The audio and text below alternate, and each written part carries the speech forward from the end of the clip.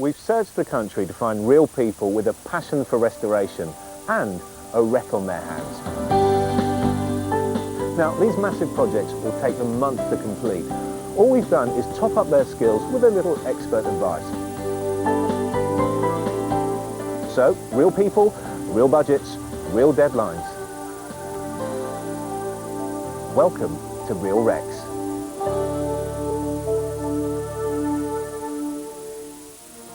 Today's Real Wreck is St Thomas's Mill in Staffordshire, a Grade 2 listed building dating back to the 18th century.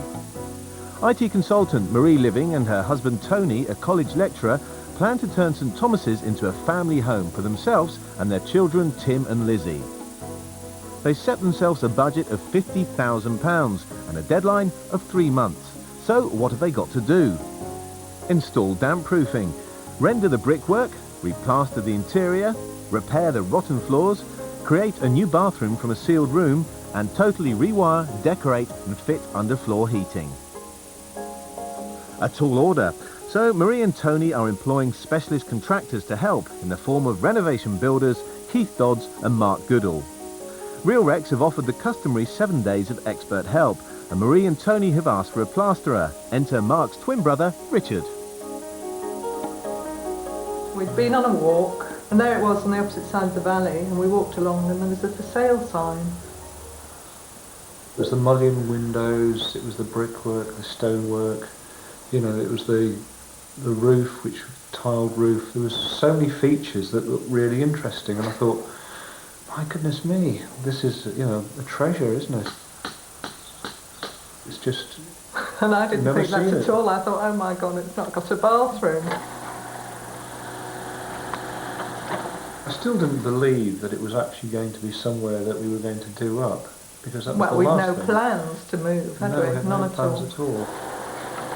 I thought the last house was my dream house. It had, you know, windows either side of the door, the classic house that you'd draw as a child. But this house is not about the house as such, it's about the area. It's about having a vision for the use of the property. So apart from the house, what other outbuildings have you got? Well, we've got these here. Uh-huh. Yeah, this is a 2-storey barn with a nutty little, side bit. And then this long line of barns over here. So this is all yours, is it, down here? Yeah. Wow. And then there's some more behind us, actually. There's that shack, Yep. wooden shack, and then that line of barns up there with the stone base that you can see. I mean, at the moment you just want to concentrate on the house, don't you? We do indeed, and get the house and as much of the garden sorted. But before Marie and Tony can start any work themselves, there are a few tasks they have to leave to the professionals.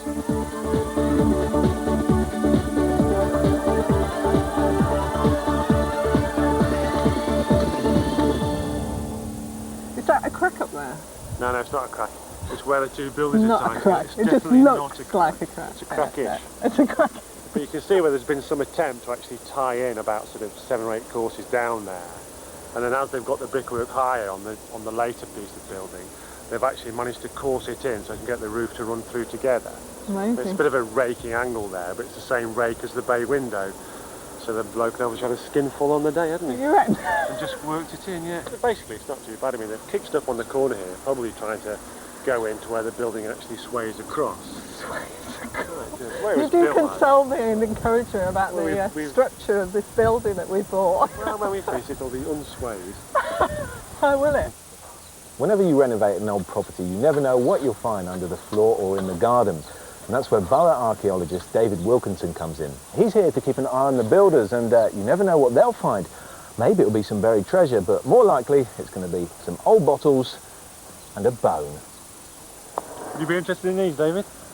Well, we might be a little bit interested, Keith, although I rather suspect that a lot of these are only 30 or 40 years old. Before Marie and Tony could restore St Thomas's, they had 2 pieces of red tape to cut through. Their home is on a scheduled monument site. That meant they needed government permission to excavate the ground floor. And even with that permission, the work had to be monitored by an archaeologist who charged them for his time. But the mill is also a listed building, so the livings needed council consent before they could repair the roof, guttering, windows and drains. The latest modern technology here. Shovel, hydraulics here. Well, that's one big happy family. Did it finders keepers on here? As long as I'm the finder. Oh, I'll be the keeper then. I catch us the finder for everything. Lovely. So in terms of the skills that we've got, Mary's going to do the wiring. I think I'm going to be the gopher and actually find myself doing the drilling, channeling. Yes, for all people say I do the wiring, you do all the hard work.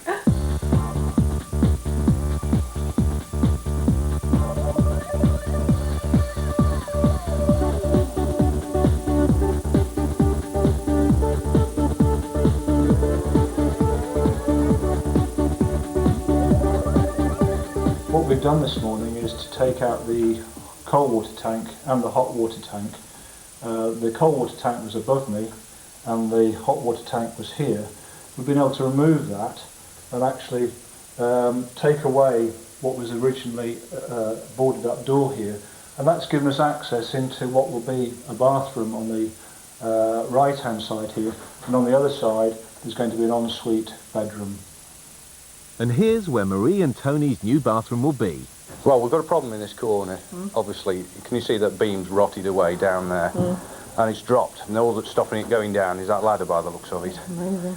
So what we'll have to do is, save replacing all that beam, it's only rotten so far in, is prop it up, bring it up level to the top there. And if you can get your builder in to build a brick pier underneath it, Right. that'll support it then.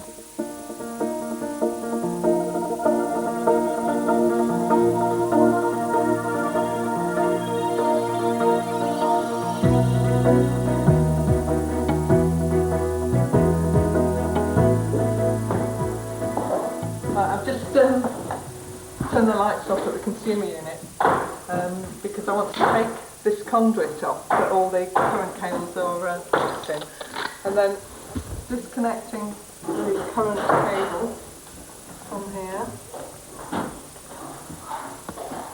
And the plan is to go up in the loft and feed it back down through the new hole.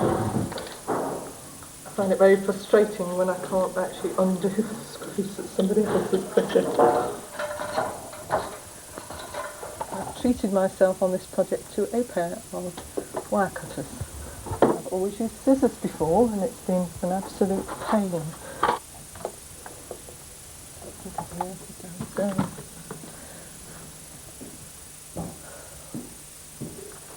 Click that off. And I can use this upstairs again. Hi Mark. Yeah. It's pretty good. I'm really pleased with that arch. Yeah, it's had to go back obviously, exactly the same as it was, so I made the arch centre up and it was made by me. Yeah. Little mistake here though, so I cut it a bit short so I had to add a bit on the end, but never mind, it was the job. Is this a structural support as well? This one? This is a structural support, yes, because it is actually supporting this up Supporting the here. actual front. This will support itself for a while, but if it was left, I don't know how long it'll stop up basically. These bricks are 200 years old. The reason I can tell that is because on the job I was working from, the building was dated, and I had a local historian came round and told me how old the building was, what it was about basically. They blend in nicely with this brickwork here. Yeah. I'd like to see this thing just a little bit more. Yeah, I don't think we want to take that out in case it falls down.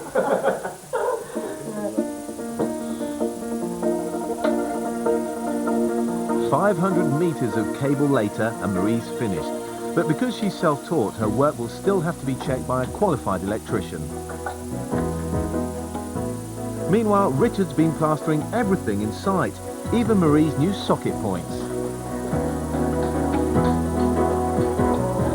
Okay, so here's a little tip for if you should ever have a socket covered up with some plasterwork or completely plaster over them. As they're drying out, because the plaster's thicker in the socket and the finish is thicker, it will show up as a damp patch as and when it's drying. So, you know, there's never any cause to worry if you should cover a socket up or anything, because it will show up through the plaster.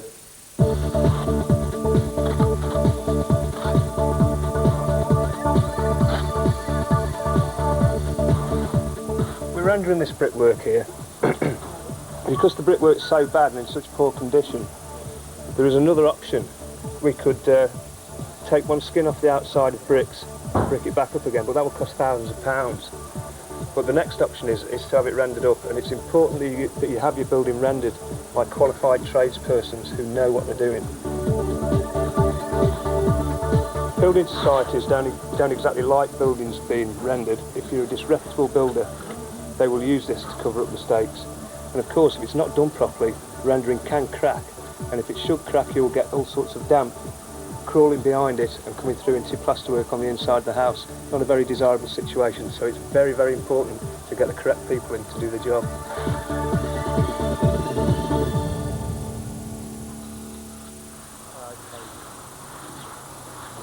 How do you manage to get that effect on the wall, Rich? That effect on the wall? Well, first of all, as you've probably seen before, we did the scratch coat, and we leave that to cure for a while, and then we go into the second coat, which is slightly weaker than the scratch coat. We just trowel it on, feather edge it off, wait for it to firm up a bit, then get a plastic float on it, rub it up, and then sponge it up after. The art of it's actually in the sponging, but the surface background does have to be flat. It just breaks up the cement layer on the surface, and compacts the render a little bit more. Seals any pores in that might be around, any, you know. Right. Which could result in cracking, or? It could result in cracking, or you could get water penetrating and stuff like that, so it's important to sponge it up just to seal it, basically. Right. Creates that surface. That's right, yeah. Yeah. That's right. 1 month's gone by, and it's time to start on the floors. So when's she going up there, Lily? She's going now, she just phoned me and I'm going to go. What, just to tell you that she was going? Now we've moved, it's actually a little bit easier because we're not continually travelling backwards and forwards all the time. It does have its advantages being on the spot, but there's certainly a lot more work to do in the evening than I thought there'd be.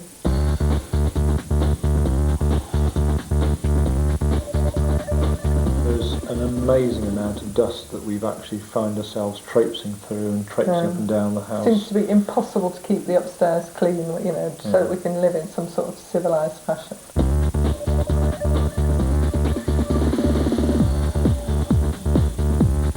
The things I find myself doing, I'm amazed at. You find places that ache that you never knew you owned. Yeah. It's all hands on deck today though, Marie. Yeah. Isn't it? Yeah. Bit of trimming going on up there. Yeah, didn't come home and they're clearing off the ivy for us because the whole building used to be covered in ivy completely, and one of the first things we did was actually to strip it all off. You can see it's actually starting to regenerate in the walls now. Because it gets into the brickwork, doesn't it? That's it pulls right. them out. That's right. It's actually growing right the way through the stone. And the nettles, of course, are an interesting feature. Yeah, halfway up the wall there. That is interesting. Yeah. I like the ferns. I can live with those, but the nettles, I'm not so enthusiastic about. So you're planning to keep this as a little display now? Well, no, actually, English Heritage have promised to get a structural engineer out to have a look at the state of the wall and see whether it needs some work doing on it. It's got a rather large curve in it, isn't it, at the moment? Well, that's actually a recent curve. Considering it's been standing for, I don't know, 500 years, that curve only occurred in the last century. Smaller than it was when we first came. You've been working on it for what, 6 weeks now? Yeah, we've actually had workmen in and been doing, you know, expensive type jobs for 6 weeks. We've actually worked on it for longer than that. We came in and started clearing the garden and stripping the wallpaper, just basically emptying the place out earlier than that because the then owners were extremely amenable and very helpful and let us go in early. And what stage are you at now then? I'm not quite sure. The messy stage, yeah. Well, the upstairs seems to be plastered through, so we're doing some painting up there now and getting it decorated. Downstairs still has large holes in the floor. Apart from Tim doing all the work today, are you planning to do any work, Marie? Well, I thought I might actually do some painting. Some painting? Yeah. Tell you what, I am the man for painting. Can I give you a hand? Excellent. Might as well get started. So this is an organic paint? It is, that's right, yeah. It just seemed like a good idea because two people in the house have chest troubles and get irritated by odd smells. So I don't mind the smell of paint though, normal paint. Oh, I don't like it at all. You don't like I it? hate it. No, it makes me feel headachy and disgusting. So are you kind of going down the green route with this house Well, then? just a bit, yes, where it's possible. Of course, you have to treat it with a bit of caution, I think, because you can get very obsessive about these things. Where there's a green alternative that looks like a good one, that's what we'll choose. I'm certainly keen on organic gardening and stuff like that. You're going to be self-sufficient as well, are you? I find that unlikely. Yeah, right. Marie's choice of organic paint has had repercussions on the speed of the decorating. Because it's slow drying, each room is taking 5 days to complete. You're getting on a lot better than me, Marie. Oh, yeah. Do you think it's something to do with this? Possibly. Not quite. There's quite a size difference there, isn't there? Oh, I thought you'd be able to handle that. Are we there yet, Marie? Oh, I think that'll do for the first coat, don't you? That'll do. First of many. Oh, I hope not too many. I was just thinking, looking around, this room's nearly done, isn't it? Well, I hope so. We've still got to treat the beams and probably paint that boxing in over there sometime. So the floor's done? Yeah, the floor's done. We just need another coat on there of the wax sealer that we've got. That's another organic product. Another organic product? Yeah, afraid so. Please don't tell me it's organic bathroom suite as well. Oh no, It's I'm not. afraid Oh, not. that's It's probably very highly That'd be taking it to the limit, wouldn't it, really? Yes, we do have to. One of the things that we're doing is using the outer building as a kitchen, and that's cold, and having breakfast outside is a normal activity, and that means that we don't seem to be eating so well. We've lost a bit of weight, and we're just cooking on a using a microwave and cooking on a sort of camping stove. So life's quite primitive at the moment. Yeah, I mean it's very nice having breakfast outside when it's fine, but it's really dire when it's raining and the rain comes in the building and.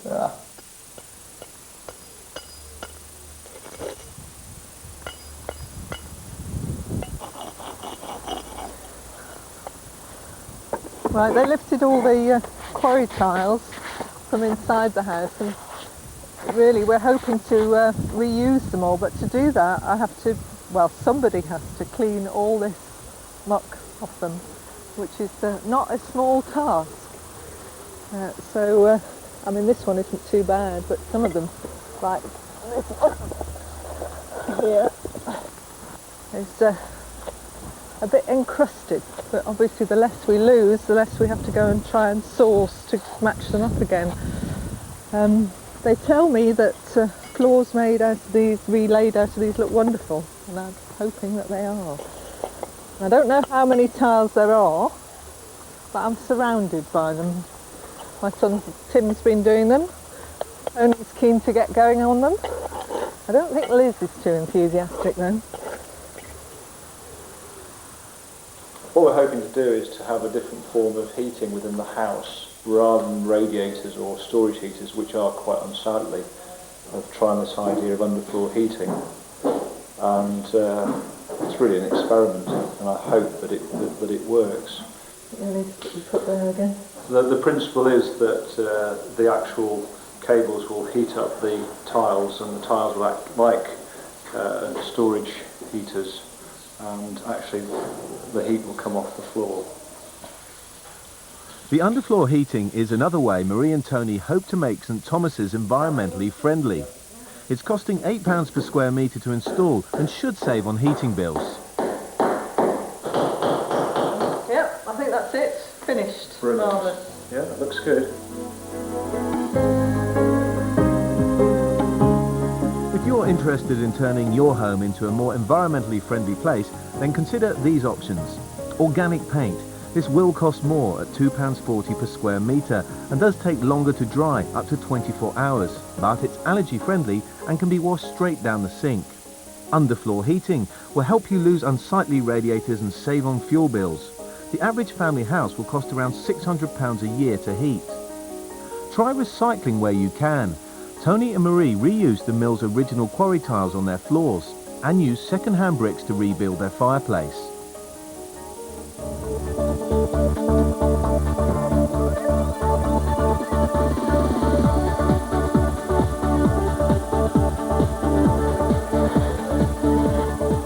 underfloor heating installed, it's time to replace the quarry tiles.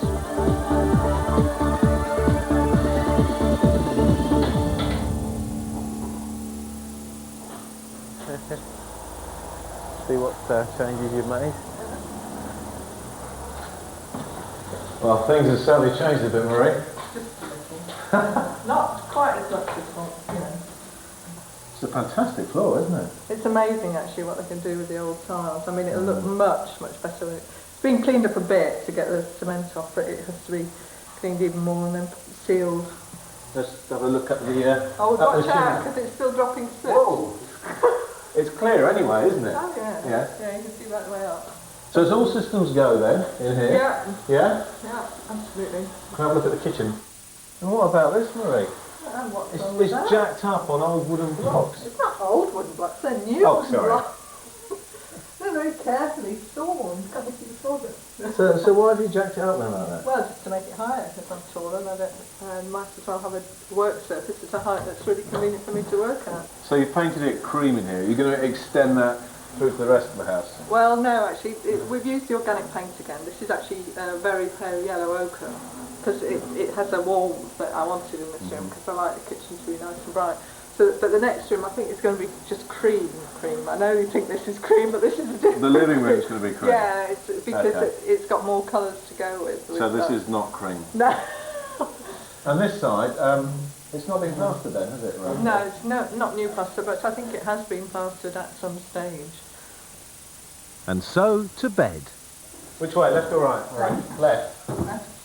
And then Yeah, to the right? yeah, that'd be fine. Hey. Oh, I like this. You like the blue, do you? I like the blue, very nice. Yeah. Yeah, and again behind the bed. That Yeah. looks fantastic. Well, why did you decide to kind of paint the ends a different colour? Lizzie wanted blue and this, well, I thought it's almost an orange, isn't it? But it's not. It's called, this is another version of the yellow ochre. It's a great view, isn't it? Yeah, it seems better now we've cleaned the windows. We're thinking of having a party in the confident expectation that all the work will be finished by then.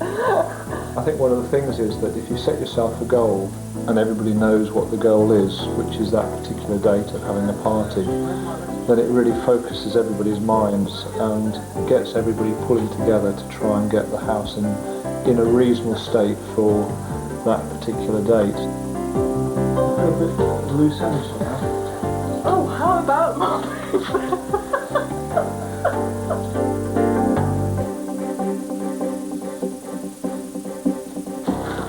That's not my mop, is it? I did. As if I'd mop. I did.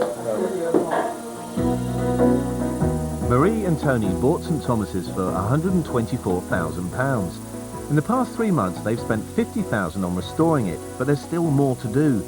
They expect to spend at least another £20,000, which means in total their dream home will have cost them £194,000.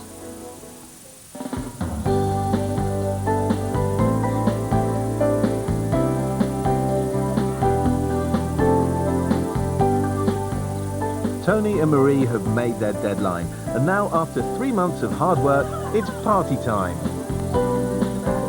Considering the state of the place when we first sort of encountered it, it's gone very well indeed.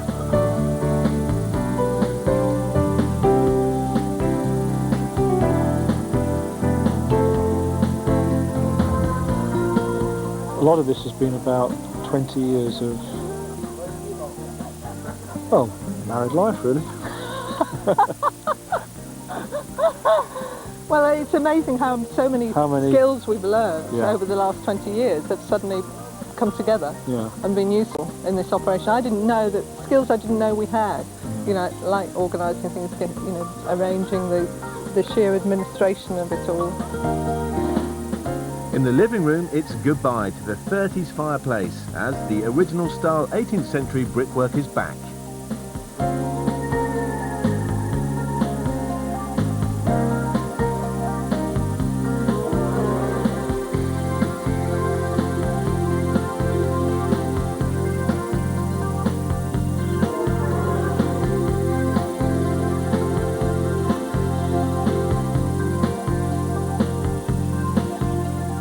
The organic paint is finally dry and the newly polished quarry tiles all laid over the maintenance-free central heating.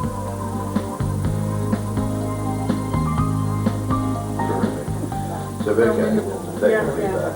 And there's just one big It's an awful long time. It's before, before Grandma. Rather a long time. In the kitchen, another transformation.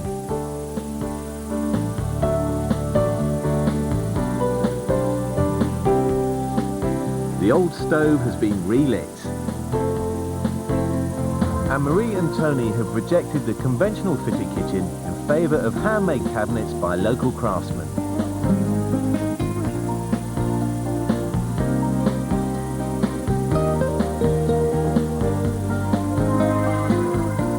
And Marie's electrical handiwork is being admired by all. This here was where the airing cupboard was, with a hot water tank and the header tank, which was the cold water header tank. So the bath was here and the toilet was there. This is just a nice little landing now. From bathroom to study, a room the whole family can use. When you used to come into here, you used to come up the trap door up through here, and you could see the roof above us. So this was all roof through here, open. So, with a bit of imagination, an old boarded up storeroom, once hidden from the rest of the house, becomes a stylish new family bathroom.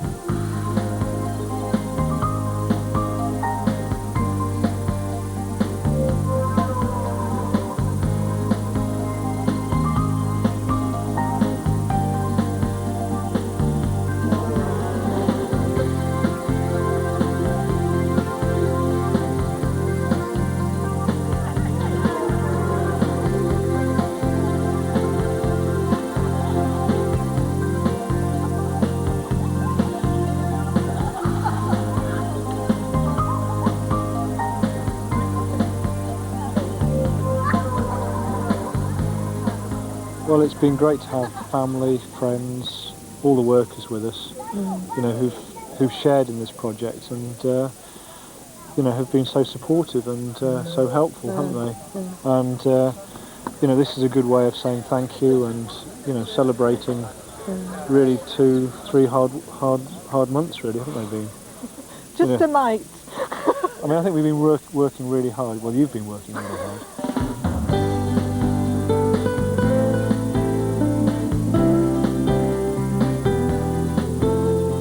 The sense of satisfaction, I suppose, that after, you know, 3 months that we've got to this level and how surprised people are at what we've achieved and what we've done, you know, it's absolutely incredible.